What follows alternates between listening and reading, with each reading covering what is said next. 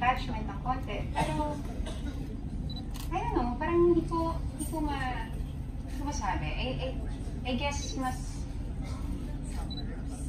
siguro nawala siguro yung sa excitement ko noon before. Ngayon, para akong bata na excited kayong makita lahat. So ano yung nagpabalik ng excitement na yan? Bukod siyempre sa magandang project na to. Parang,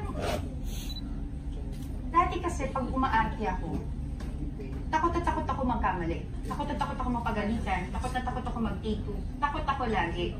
So ginagawa ko yung best ko na mag-focus sa script ko, sa instructions director, na nakalimutan ko mag-bond sa mga tao. Yun yung ginagawa ko nun kasi yun yung tingin kong tama. Kasi yun yung alam kong proseso at yun yung makakasave ng time. Ngayon, siguro natutunan ko mag-relax. Tapos, sa pagre-relax ko na yun, nagkaroon ako ng opportunity na makaband yung mga katrabaho ko, staff, crew, artista, na mas okay pala kasi mas nagkakaroon ka ng rason kung ano yung ipinaglalaban mo. Very personal sa akin ang project na to kasi ito yung bubuhay sa amin ng team namin. Kaya mas nagkakaroon ka ng dahilan kung bakit mo ito ipinaglalaban, hindi lang para sa sarili mo. Kaya ganyan sa akin na for us, para sa team.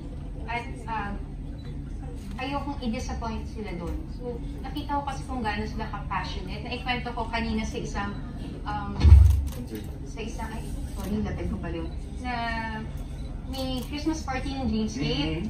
Tapos, dapat staff Christmas party lang yun. Nagpumilit kami na kasama kami. So, nagsayaw kami sa Christmas party na yun na, ano yung hindi ako nagsayaw? Nag-perform kami talaga, kasi nag-rehearse kami, todo, lahat ng mga poy, LED lights, gano'n. Kasi, naramdaman na, worthy.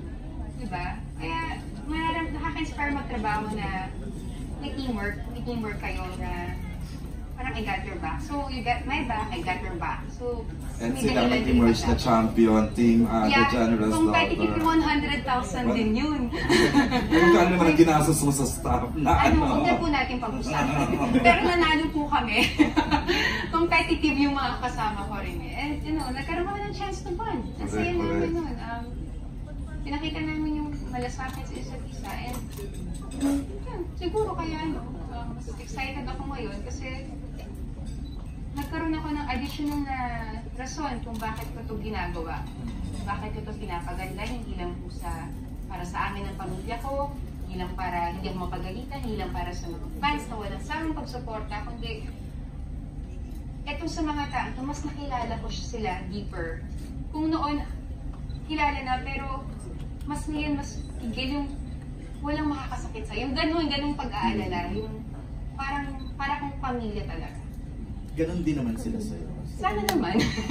Hindi ko sure, pero sana naman. For sure. Oh, pero hindi mo kasi masasabi kung magkakaiba yung mga tao eh. Pero ako, yung trato ko sa kanila, good. Pero ramdam mo pa naman na ikaw si Angel Locsin, the big star. Isa lang naman. The big star. Hindi. Malaki na Never ko naman sinabi yun. Iyo ko nga yung mga titles, wala akong title yun lang yun.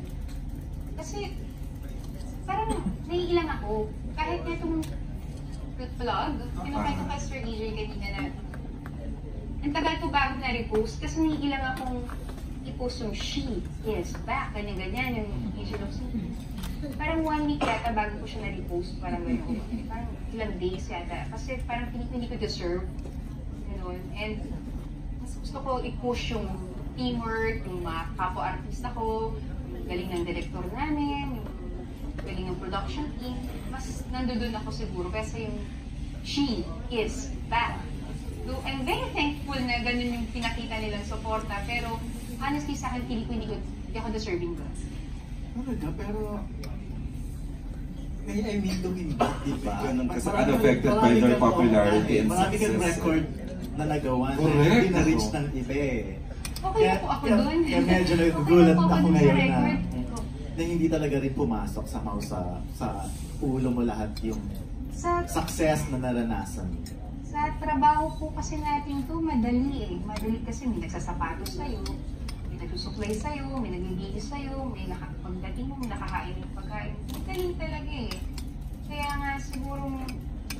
maganda rin maging aware ka sa bawat katabi mo, kung ano yung mga pinagdadaanan niya. Kasi baka bad trip pa nung araw na yun, pero yung katabi mo mas grabe pa yung pinagdadaanan. So, mas ano kayo, mas humble, mas naging concerned ka sa kapwa kaysa sa sarili mo lang.